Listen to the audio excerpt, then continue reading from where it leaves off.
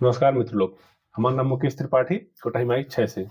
आज हम इनकी बात करे वाला बाटी बहुत ही महत्वपूर्ण टॉपिक के बारे में जो हर गली चौराहा हेन तेन हर जगह यह बात चला था कि जीती की हारी कैसी हुई, यानी कि क्षेत्र नंबर रूपंदेही क्षेत्र नंबर 4 के निर्वाचन पे बात कही गई। कितना उम्मीदवार बाटे कि लड़ल बा, कहाँ से लड़ल बा, केकर कितना अनुभव बा, केकर कितना व्यक्तिगत गुण बा, केकर कितना क्षमता बा, के जीती की हारी, के कितना वोट पाई, सब चीज हमन के यह विषय में बात के लिए संपूर्ण उम्मीदवार लोगों के बारे में बात के लिए केकर कहाँ प्लस पॉइंट बा, केकर कहाँ माइनस पॉइंट बा, सब कुछ हमन के जौन बारे में बात के लिए है। वीडियो लास्ट तक जरूर देखल ली। और हाँ, ये वीडियो थोड़ा सा लंबा हो सकला, यही नाते ये वीडियो जरूर 15 से 20 मिनट या फिर आधा घंटा तक के भी हो सकला है। लास्ट तक जरूर देखल ली। का पता ये वीडियो से आपके मानसिकता ही चेंज हो जाए, तो वीडियो लास्ट तक जरूर देखल ली। शुरू कर लिया। अब सबसे पहले शुरू ही कर लिया कि मन की रूपंदेही क्षेत्र नंबर 4 में टोटल 1,16,172 मतदाता बाटे, जिमहन 66,000 औरत लोग बाटे, महिला और 50,000 जो का कहले पुरुष लोग बाटे। अभी तुलना में देखल जाए तो थोड़ा महिला ज्यादा बाटे। और क्षेत्र नंबर 4 में 31 ठौरा वाड़ा पड़ला, यानी कि लगभग आप लगा सकल अनुमान कि 400 से अधिक गांव पड़ला। एमहन कोटहीमाई के 7 वाड़ा, में कोटहीमाई, मरचवारी और सेमरी के सातों वार्ड पड़ल, 1 से लगा 7 तक है, यानी 21 वार्ड एमहन पर गेल। और लुमरी सांस्कृतिक का थोड़ा सा एमहन आवल 2, 12 और 13 वार्ड नंबर। और इनमें माया देवी के 4, 5, 6 ये वार्ड पड़ला। और इनमें सियारी के 1 और 2 वार्ड पड़ला, मैंने मिलाए के लगभग 31 वार्ड पड़ला। ठीक। और ये जो फागुन के सीधे चुनाव होला बा, एक कतिन यही मांग 6 गते का कहले आपके उम्मीदवारी दहले लगभग कितना जनी 32 लोग उम्मीदवारी दहले बाटे। ठीक, तो स्क्रीनशॉट लगा देवे। 32 लोग उम्मीदवारी दहले बाटे, जेमा से 7 ठू स्वतंत्र बाटे। ठीक। और वो जो स्वतंत्र दहले बाटे उमहन से कुछ लोग चुनाव लड़े करती हमारे से दहले बाटे, ताकि जो अपने जो एक चुनाव लड़ी है तो उमहन चुनाव लड़ी है तक जो गाड़ी प्रयोग करे पे आचार संहिता के हिसाब से गाड़ी उड़ी चला पे प्रचार प्रसार करे हैं। तो वही में से कुछ लोग जो अपने ही प्रचार दाखिला करा दे जो कि उनके जो सुविधा अपने ले पे। ठीक। तो ई चीज से जो का कहले फेक जो का कहले पर्चा दाखिला भी भइल बा उमहन 32 में से। ठीक। तो अब आगे बढ़ लिया। ठीक। तो हमन के ई जोन 32 लोग बाटे उमहन से अभी तक के जितना भी मनी मार्केटिंग भइल बा, जितना भी लड़ाई बा, जितना भी तर्क वितर्क होता सोशल मीडिया पे, लगभग हमन के अंदाजन रखिए 5 प्रमुख लोग बाटे वहां क्षेत्र नंबर 4 में। ठीक। अब और लोगन के हर बात आ सकल है, कहे हमारा नाम नहीं उन्हें हल्कम नहीं रह सकल जाला, लेकिन ठीक बा। लेकिन एज अ होल में देखे सिर्फ 5 लोग उम्मीदवार बाटे और एक जनी को हम नाम ले ले 6 जनी बाटे। मुझे थोड़ा सा पॉपुलर बाटे, राजनीति में कितना आगे बाटे वो तो हम ना जाती, लेकिन जो 6 उम्मीदवार का उनके बात कैले। ठीक। तो सबसे पहला, ठीक बा, सबसे पहला जगह बारे में बात कैले जे सबसे ज्यादा मजबूत पक्ष बा, 1 नंबर में पड़ते अशोक मिश्रा जी। ठीक। अशोक मिश्रा जी के बारे में बात करें तो उनके घर ही जो का कहले रायपुर होखे, यानी कि मरचवारी गांव पालिका वार्ड नंबर 3 होखे। उनके हिमालय पथ वहां लिखल बा, लेकिन उनके रायपुर होखे। ठीक। तो अब उनके बारे में थोड़ा सा बात के लिए, वन एक बहुत क्वालिफाइड बाटे। ठीक। डिग्री जो का कहले हमन की पता नहीं चल पाओ कि करके डिग्री बा, लेकिन ये चीज बुझले कि बहुत क्वालिफाइड बाटे, उनकी बात ही से भी आप अनुमान लगा सकल जाला। ठीक बा। और वो आगे वाला दिन में हमन की पॉडकास्ट खोले वाला बाटी, तो मन हमन के एक दिन बोला कि सबके बारे में पूछल कि कैसी कहां दुनियादारी, लेकिन आप मोटी मोटा अंदाजा ये लगावल जाए कि मैंने बहुत ही हाईली क्वालिफाइड बाटे, उनके तर्क वितर्क बहुत अच्छा बा। ठीक। और उनके घर बतैली रायपुर होबे करे। और वन राजनीति में पहली राजनीति में रहन, उनका पहला जो चुनाव होखे प्रतिनिधि सभा सदस्य यानी सांसद वाला, उनका पहला चुनाव होखे। एक पहले उनके चाचा छुनू मिश्रा जी के कहले वन मतलब चुनाव लड़त रहे, और उनके फैमिली में केहू जोन बा हमन के अदालत वगैरह में भी बा थोड़ा सा, तो उनका पहुंच भी वही हिसाब से बा। ठीक। तो उनका ही पहला निर्वाचन होगा, पर उनके पास राजनीतिक बैकग्राउंड बा, थोड़ा लोगन के सपोर्ट बा। और ये सब सुनने में आवाला ठीक, उनका कार्यकर्ता लोग कहला सोशल मीडिया में यह हल्ला बा कि जो 2074 में प्रमोद यादव जी चुनाव लड़ल रहे, वो जो इन्हीं बुलाई के जो अपनी पार्टी से जो वह लेवल के व्यक्तित्व नहीं रहले नाते बुलाई के चुनाव लड़ौले रहले, ऐसा मार्केट में हल्ला बा। और हकीकत कितना होखे अभी तक प्रमोद भैया है तो वही पूछ ले पता चली। तो ये बात हो गई उनके। और अब उनके पॉजिटिव और नेगेटिव बात थोड़ा सा पॉजिटिव दिखे। अगर जो केहू पिछला 1 साल में सबसे ज्यादा फील्डिंग करे वाला, सबसे ज्यादा जगह पे चौक चौक पे जाके जनतन से मिले वाला, अपन संगठन बलियू करे वाला, मजबूत करे वाला, अगर केहू कैले बा तो सबसे नंबर 1 पे जोन बा अशोक मिश्रा कैले बाटे।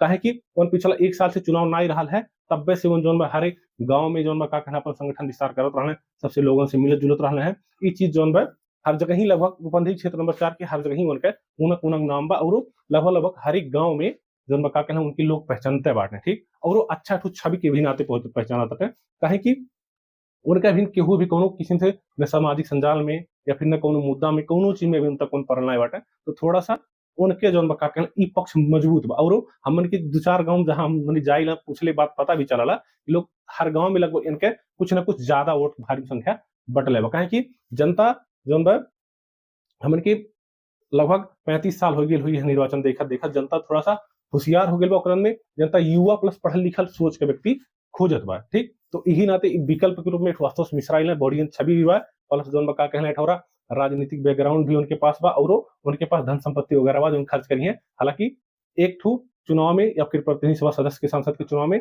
सिर्फ 29 लाख रुपए निर्वाचन का हाले कि 29 लाख से बेसी खर्च नहीं कर सकला, पर सब लोग बहुत बहुत ज्यादा खर्च करी है, ठीक, लेकिन 29 लाख तो लिमिट हो, ठीक।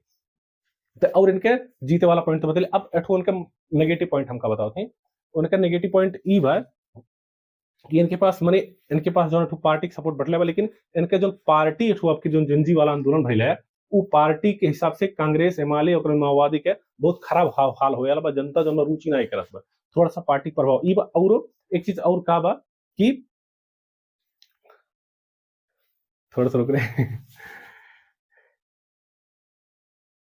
हाँ, और दूसरा इनके कमी जो का बा कि अभी तक के पहले इनके संगरी प्रमोद यादव जी जो कांग्रेस चुनाव लड़ता है, लगभग 74 में 2 बार चुनाव लड़े, 74 प्लस 89 2 बार लड़ने, ठीक, तो उमहन जो प्रमोद यादव जी जब रहना तो यादव के संख्या कम्युनिटी वोट भी बहुत ज्यादा बा, ठीक, तो उन रहले तो यहाँ जब अइले चुनाव लड़े तो एक थोड़ा माने उन अपने गुरु और क्रिएट के ग्रुप बनैले बहुत तगड़ा, और उनके कम्युनिटी उनके साथ ही रहल, ठीक बा। यही नाते अब के चुनाव में देखल प्रमोद यादव जी जब नाय पौना कांग्रेस टिकट उन गए एमआलए में, तो जो बका कहले उनके लोग जो रहले वो कांग्रेस बहुत पहले से रहले, लेकिन कांग्रेस छोड़ के एमआलए में चल गए, यह नाते मचवा में कांग्रेस थोड़ा सा हल्का हो गया, 25 से 30% लोग उनके बल्कि छोड़ के चल गए बाटे, और ई दूठन के मेजर कमी होके। लेकिन अभी तक के जितना भी इनके सोशल मीडिया पे भी इनका नाम बहुत तगड़ा बा, ठीक बा, सोशल मीडिया में भी इनका नाम दूसरा स्थान पे बा, और लेकिन गांव गांव जो और क्रिएट भइल बा इनके सबसे बोली चाली भेंट घाट कैले से इनके जो बा 1 नंबर पे अभी तक के बाट है, ठीक। अब हम इनके बात के लिए दूसरा स्थान पे रहे वाला व्यक्ति, दूसरा स्थान पे रहे वाला व्यक्ति का नाम होगा कन्हैया बनिया, जे हमन के कहाँ का होगा मरचवारी 3 रायवापुर का होगा, इनके घर ही रायवापुर होगा, और वो इनके राजनीतिक बैकग्राउंड थोड़ा सा बात के लिए पढ़ा लिखा लिखो बात है, और अपन जो का कहना बात हमेशा जो का कहना अभी तक के आवाज उठाते रहे, जब देखा तब सोशल मीडिया में आवाज उठाते रहना, ठीक। तो अब इनके राजनीतिक स्थिति बात कर लिए जो है इन 2 बार चुनाव लड़ चुका जिन हमन के पता बा, सबके पता बा वो चीज। 2074 में लड़ल रहले जो का कहले संसदीय में, ओकरन में यानी फोरम से लुक्का से कुछ रहले जो लड़ल रहले, लेकिन बहुत कम मत पहले रहले।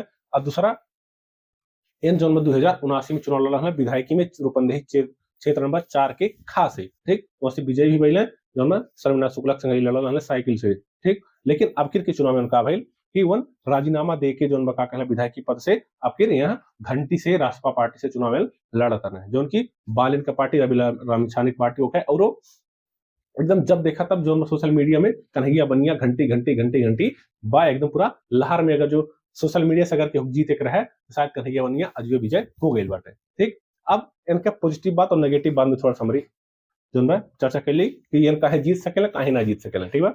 अब एज ए होल में देखल जाए तो कन्हैया बनिया के एठौरा बहुत युवा के संगरी बहुत तगड़ा स्ट्रेंथ हुआ है, ठीक बा। कन्हैया बनिया काहे से बनला कि घंटी का ओकरा में बाल इनके जोन बा ई चीज बहुत तगड़ा लहर बा, ठीक बा। तो जनता जोन बा का कहले युवा प्लस पढ़ल लिखल ओकरा में जोन बा का कहले नया चेहरा देखल चाहता है, जे घंटी से आई उ जीती जोन बा लगवा ऐसा देश में माहौल बनत बा, ठीक। तो यही नाते जितना भी का कहले क्रेज बा सोशल मीडिया में उतना सब घंटी घंटी जोन बा का कहले लगल बा। और एनहु एक डायनामिक बाटे जोन भी आपन माने बहुयामिक बाटे, आपन जब विधायक रहले इनके कुछ चीज जोन बहुत तगड़ा वायरल होता है, जैसे कि जोन ये हमन के प्रदेश जोन का कहले बैठक होला जोन बा विधायक लोगन के नहीं हमें तो पता नहीं, आप सब पता खेल, ठीक बा। तो उमहन अपन बहुत जन का कहले एकदम मर्चवार के लिए खड़ा रहता है, बोलत है हमेशा ये चीज इनके बहुत सही बा कि हमेशा गलत के खिलाफ आवाज उठावे, एक नाते लगभग उन्हें लोग और भी पसंद करेले, ठीक।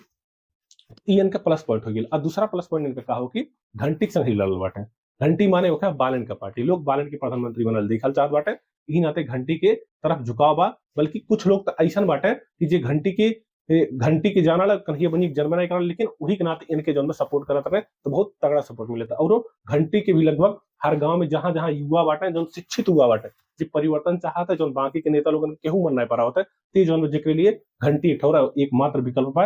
इ नाते घंटी का लहर भी बहुत तगड़ा बा। ठीक, अब एक नेगेटिव पॉइंट देखल कि इनके ई चीज का इनके खामी बा, ई चीज कैसी हार सकेला, कैसी जौन इनके नकारात्मक बात बा। अब देखल जाए नकारात्मक बात में ये कि सोशल मीडिया का अगर क्रेज देखल जाए सबसे ज्यादा इन बा, लेकिन सोशल मीडिया पे के लोग बा, सोशल मीडिया बाटे जौन बा 15 लगा से 16 17 18 वर्ष से लगा के 45-50 वर्ष तक के मनई बाटे।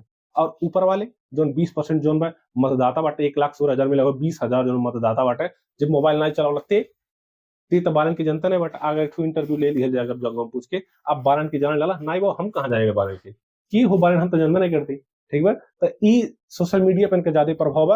और जोन अंदर अंदर जोन का कहना लोग के जोन बाटे जी सोशल मीडिया ना चलावला जे और 45 साल के ऊपर बाटे उसमें पार्टी के भक्त लोग बाटे। ठीक बा, तो उन्हा चन के लिए जोन का कहले ई चीज जोन का कहले घंटी घंटा मानी नहीं रखला, ई नाते थोड़ा सा ई चीज इनके नेगेटिव में काम करी। लेकिन सोशल मीडिया में भी बहुत दम बा, बैलेंस सोशल मीडिया से ही बनल है।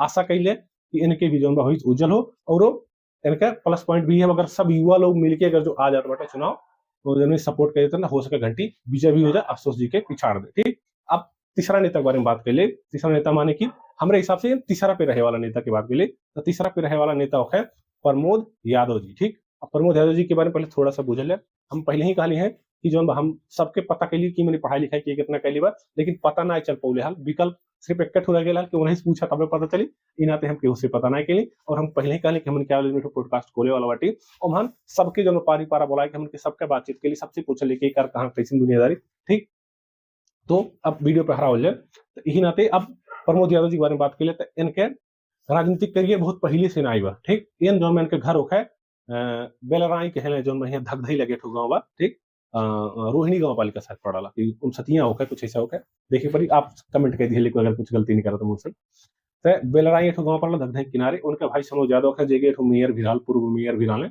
और इनके ठोरा भैरहवा में बहुत पॉपुलर होटल बा रेडिसन होटल कहले। और इन वही के नाते थोड़ा मचवार में मशहूर भैले कहिया जब 2074 में ये नेपाली कांग्रेस से चुनाव लड़ल है। और इनके जो का कहले शुक्ला जी का लोग विकल्प खोजत रहले का कहले कहीं बहुत बार जो का कहले के जीत चुकल हले, कुछ उनका कमी दिखाई के बहुत तगड़ा वायरल भइले। और इन जो का 2074 में नेपाली कांग्रेस से जीत हासिल कैले और बहुत बम्पर रूट से जीत हासिल कैले। तब से इनका राजनीतिक करियर मरचवार में शुरू हो गया बा।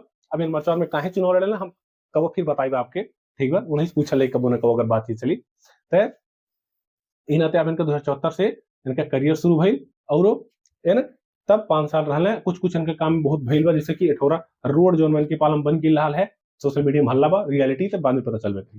ठीक, और ओकरे नाते जो बका कहले इनके लाइमलाइट में बहुत ज्यादा आइल बाटे। और इन तीसरा स्थान पे बाटे काहे बाटे तीसरे स्थान पे इनके प्रमुख 2-3 क्वालिटी बा। पहली बात इनका कट्टर फैन बेस बा।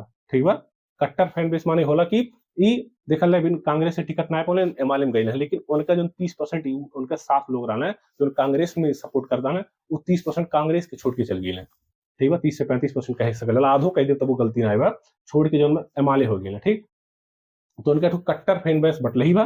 ठीक, तो ओकरे नाते जो का कहले इन हूं एठोरा प्रमुख दावेदार बाटे। ठीक, ओकरे में अब इनके और मरचवार बंधनी के क्षेत्र नंबर 4 में एठोरा जातिगत अगर हिसाब से अगर जो हम मत देखले तब वो लगभग 30 से 35% सिर्फ एक बिरादरी यानी यादव बिरादरी भर के बा।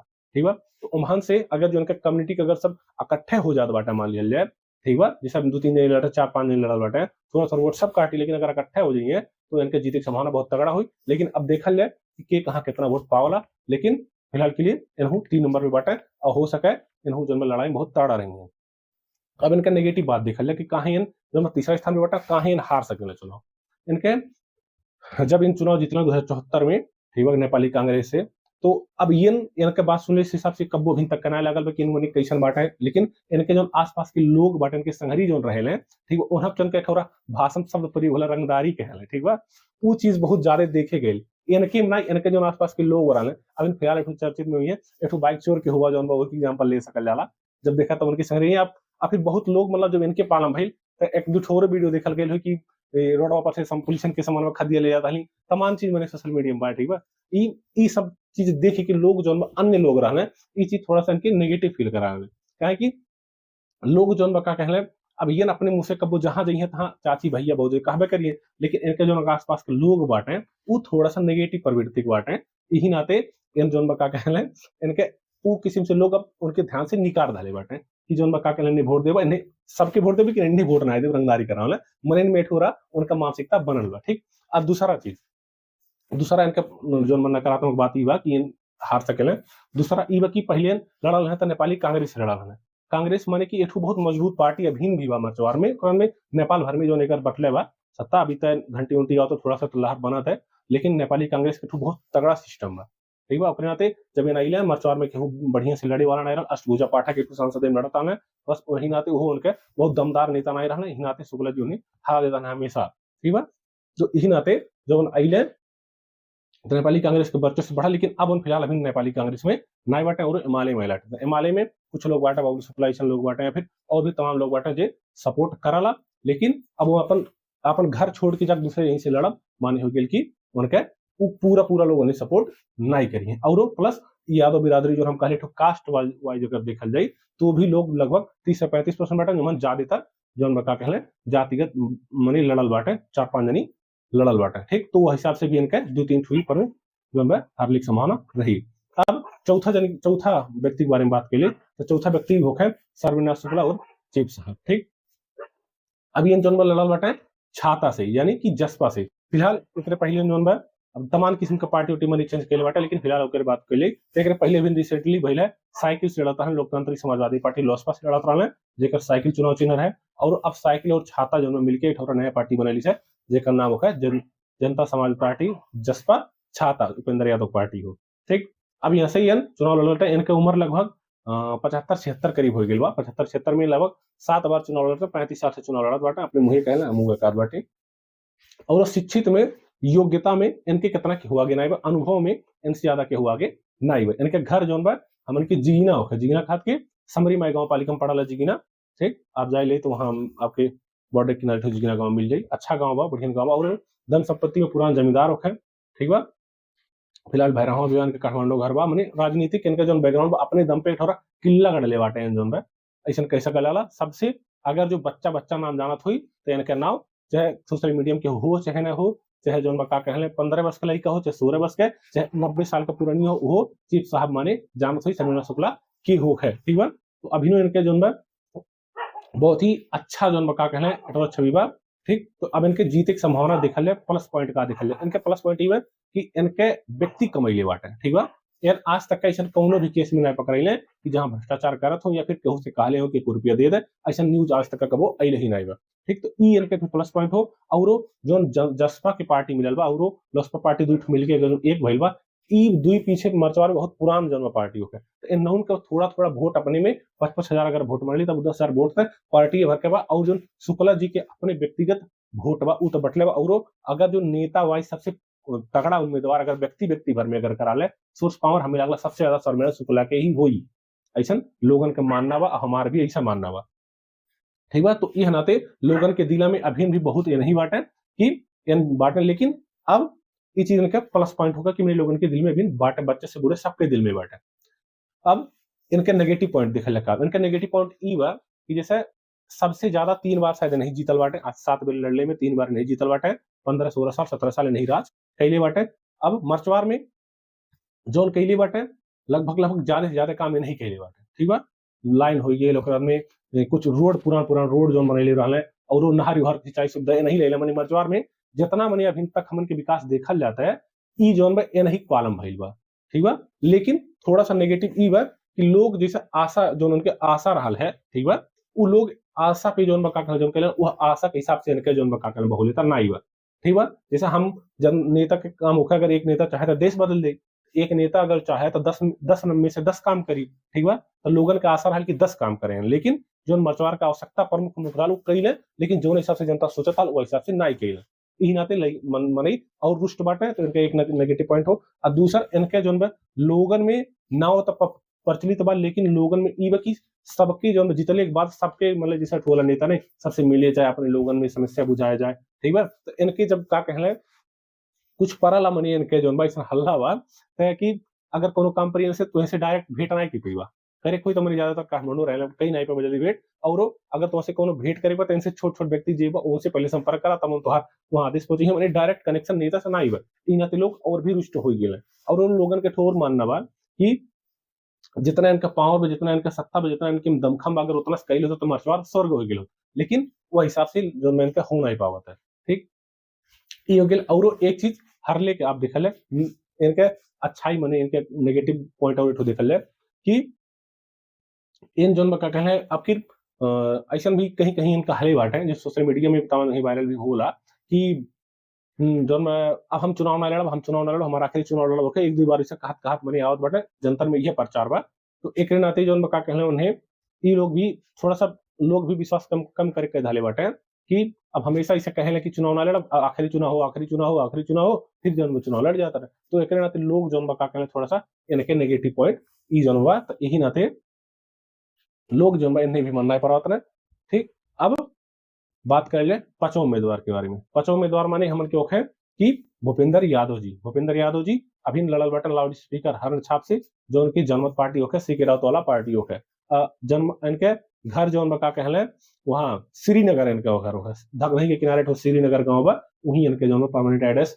बाय ठीक बा और ये ना अपना हूँ आपके वोट ना दे पाई ऐसा कैसे कर जाला ठीक अब इनके राजनीति कहां शुरू हुई कहा के तो भूपेंद्र यादव जी लगभग 2079 चुनाव जो लड़त अटे और इन आपके के जो पिछला चुनाव लाउड स्पीकर छाप से लड़ल है और इन का कहले लगभग 15,000 वोट पहले स्थान पे जब लड़ल है पहले स्थान पे जो का कहले शुक्ला जी रहले दूसरा स्थान पे जो का कहले प्रमोद यादव जी रहले और तीसरा स्थान पे 15,000 वोट बाकी जो कि पहला वाला लड़ल है तब वो एक अच्छा खासा जो का कहले मतांतर रहल है ठीक तो इन नाते इनके भी थोड़ा सा कॉन्फिडेंस जरूर बढ़ल हुई पहले बेर में 15,000 वोट पहले पार्टी वोट पहली तब जो का कहले हम भी फिर कुछ जन्म कह सकेला ठीक इन नाते इनके भी बहुत आत्मविश्वास बा और जनमत के अठौरा छुट्टा पार्टी स्थापित कैले गई मर्चवार में भी एक लोग बाटे इन नाते भी अपने आप के कमजोर ना ले सकल जाला और भूपेंद्र यादव जी के खास बात और बाकी संघर्षशील नेता होता है अपने आप में अभी तक के संघर्षशील बाटा कि कहूँ कितना आंदोलन में और कितना जो सच्चाई बोले मैंने हर जगह ही है जो का कहले सच बात करें एक नाते जो इनके भी जो मार्केट में ना चलता है लेकिन जीते वाला स्थान जो का कहले 55 पे हम दहले बाटी और इनका नेगेटिव पॉइंट ये हो कि जनता के संघरी उतना ज्यादा घुल मिल इनके ना आईबा ठीक बा जब चुनाव आयल बा तो थोड़ा सा घूम पीट सब करा था लेकिन जो का कहले उतना ज्यादा इनके जनमत के उतना ज्यादा लोग भी ना बाटा उतना ज्यादा पार्टी भी ना बाटा और ये अभी पुरान नेता भइल ना बाटा रिसेंटली अइले हैं यही नाते थोड़ा सा इनके भी जो मिस्टेक या फिर जो कमी कमजोरी कह सकल जाला ठीक और छठवा बारे में बैठो कहले छठवा नेता के बारे में माने बुझले तो एक जनी बाटा जंग बहादुर यादव ठीक बा नेता और बाटा लेकिन इनके हम थोड़ा सा चर्चा आप सबसे कही दी जरूर है कहे कि बहुत हिम्मत वाला काम कैले बाटे ठीक बा अब जंग बहादुर यादव घर जो बिथरी होके ठीक बा रहे वाला वासस्थान के बिथरिए हो और ये पहला बार चुनाव लड़त है जो किसे नेपाल जनता पार्टी यानी कमल के फूल से लड़त है और इन पहले पत्रकार रहा नेपाल 24 टीवी में और इन बहुत अपन वहां पत्र राजीनामा देके जो चुनाव लड़े आयल बाटे और इनके बहुत सही इनके कुछ सोच बा कि मैंने अभी तक इनके सोशल मीडिया 33,000 फॉलोअर बाटे इन्हें लगभग मर्चवार के जे मोबाइल चलाते थे सब जाना लेकिन अब इस चीज उन्हें मैंने सब जाना लेकिन उनके पास बहुत कड़ा चुनौती बा ठीक बा कड़ा चुनौती है नाते बा कि उनके सामने जो लड़े वाला लोग बाटे ठीक बा बहुत तगड़ा बाटे 5 लोग बहुत प्रमुख बाटे थोड़ा वोट सब काटी तो इनके जीते की संभावना है लगभग हम निर्णायक हार जी है लेकिन तब वो बहुत कम संभावना बा ठीक वही नाते इनके भी और अब सोशल मीडिया में 33,000 फॉलोअर बाटे लेकिन उससे फॉलोअर बढ़ से ना होला मने जब वोट देते हैं तो आपन आंसर देखिए फॉलोअर लोग ना देखिए जैसे पहले ही कहले कि सोशल मीडिया में जेबा लगभग युवा लोग बाटे कुछ लोग विदेश बाटे विदेश से चुनाव ना जीता पाई यही नाते ग्राउंडेड जन भविष्य चाहिए और इनका पहला चुनाव होता है इनके लिए सीख भी जरूरी बा और अनुभव भी जरूरी बा ठीक अब ये प्रमुख 5-6 उम्मीदवार दोस्त लोग अब आपके यहाँ बैठू बोनस टिप दे वाला बाटी ठीक अब इमहान सबसे ज्यादा